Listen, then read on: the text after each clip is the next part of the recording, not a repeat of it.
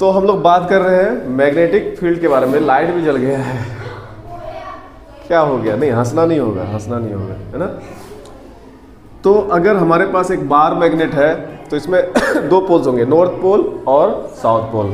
जाहिर सी बात है कि अगर कोई दूसरा मैग्नेट है, suppose there is a small magnet, it is also a bar magnet, it also has two poles, north pole and south पोल।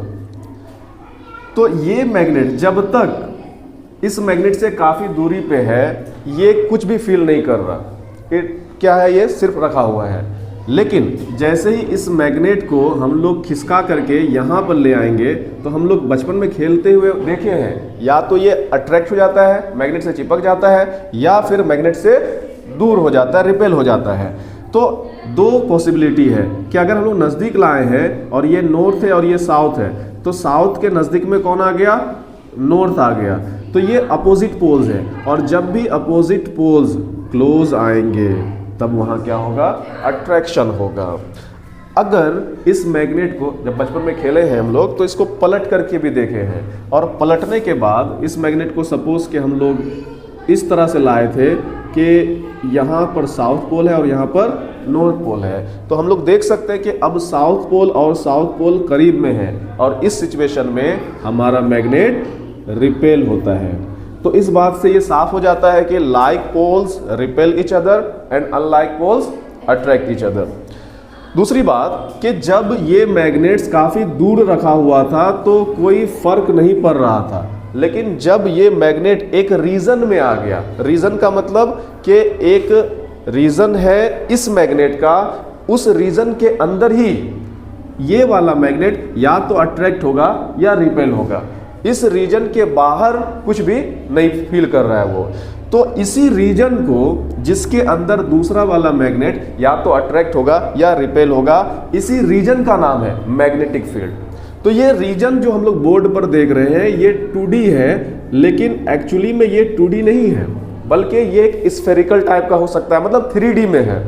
यानी ये अगर सर्कल बना है हम सपोज, तो ये सर्कल नहीं है बल्कि एक फुटबॉल है, स्फेयर है ना। ये हर तरफ होगा, प्लेन पे भी होगा, बोर्ड के बाहर भी होगा, बोर्ड के अंदर भी होगा। This is the region known as magnetic field. और ये जो फील्ड है ये किसका है? तो ये बड़े वाले मैग्नेट का है। तो जिसका फील्ड होता है उस मैग्नेट को हम लोग बोलते हैं सोर्स मैग्नेट। और जो मैग्नेट से हम लोग टेस्ट कर रहे हैं इसका फील्ड को, उस मैग्नेट को, यानी इस मैग्नेट को लेकर के आए इसके करीब, तो ये वाला जो मैग्नेट है ये क्या कहलाता है? टेस्ट मैग्नेट कहलाता है। दूसरी बात कि अब पेपर पे हम लोगों को मैग्नेटिक फील्ड अगर दिखाना है तो उसके लिए हम लोग कुछ लाइंस का सहारा लेते हैं। जैसे कि ये एक लाइन अगर कहीं पे ड्रॉ कर दें कुछ लाइंस, तो इसका मतलब है कि पेपर पे या बोर्ड पे हम लोग मैग्नेटिक फील्ड दिखा रहे हैं। इट शोज दैट कि यहाँ पर क्या है? प्रेजेंट है कौन?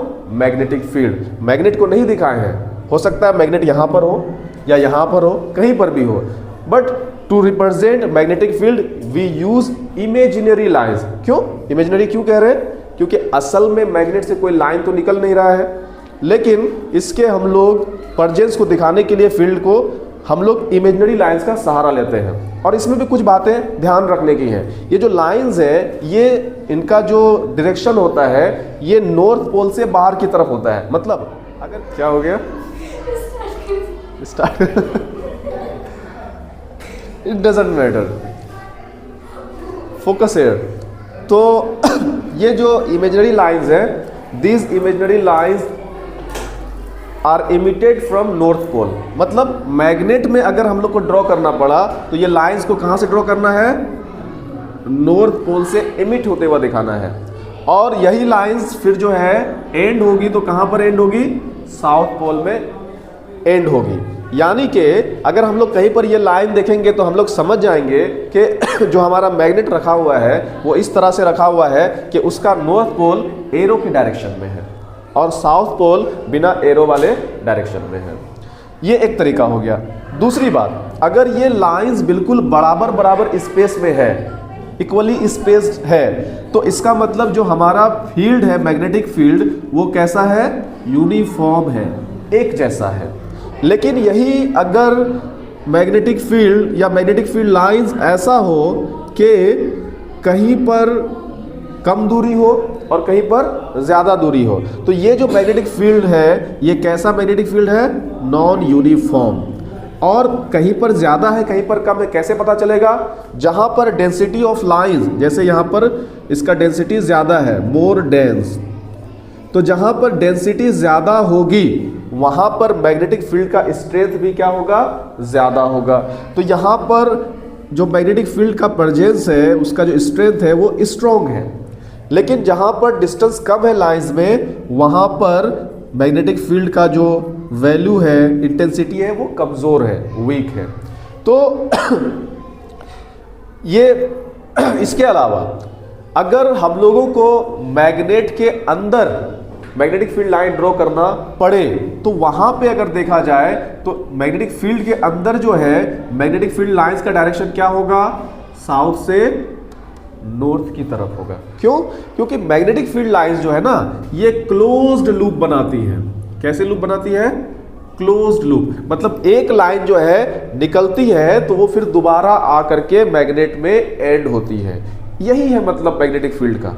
और इसीलिए हम लोग अगर बार मैग्नेट में मैग्नेटिक फील्ड लाइंस ड्रॉ कर रहे हैं या किसी भी मैग्नेट में ड्रॉ कर रहे हैं तो मैग्नेटिक फील्ड लाइन कहीं से एमिट हो रही है और कहीं पर एंड हो रही है।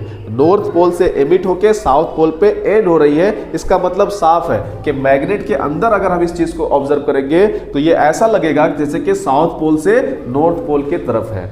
दूसरी बात, ये मैग्नेटिक फील्ड लाइन जो है कभी भी एक दूसरे को कट नहीं कर सकती। मैग्नेटिक फील्ड लाइंस कभी भी एक दूसरे को कट नहीं कर सकती। सपोज कि ये जो मैग्नेटिक फील्ड लाइन है एक कर्व है ये, तो इस कर्व में यहां पर मैग्नेटिक फील्ड का डायरेक्शन एक टेंजेंट ड्रॉ करके दिखा सकते हैं। जो टेंजेंट होता है वो डायरेक्शन को दिखाता है। उसी तरह से इस पॉइंट पे जो डायरेक्शन है मैग्नेटिक फील्ड का असल में वो क्या है?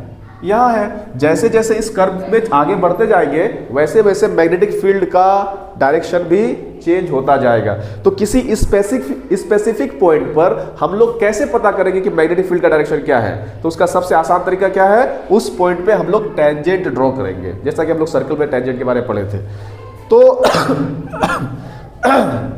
अब क्या होगा अगर किसी जगह पे एक मैग्नेटिक फील्ड लाइन ये है और दूसरा मैग्नेटिक फील्ड लाइन ये है, अगर ये कट कर जाता है तो कट करने का मतलब हो गया कि अब इस जगह पे दो टेंजेंट पॉसिबल है।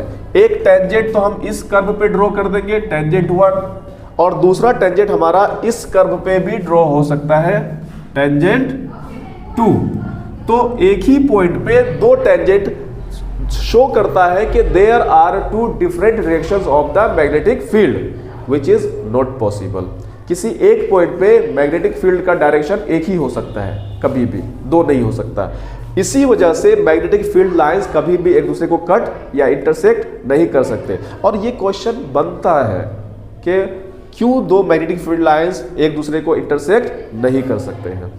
तो ये कुछ प्रॉपर्टियां हैं मैग्नेटिक फील्ड लाइंस के बारे में, और कुछ मैग्नेट्स को हम लोग देखेंगे जिनका अलग अलग तरह का ये लाइंस ड्रॉ करने के लिए मतलब हमारे पास हो सकता है। फॉर एग्जाम्पल हम लोग देखे थे स्ट्रेट वायर, जिसको हम लोग एक बार फिर से देखेंगे, है ना। बंद कर दो।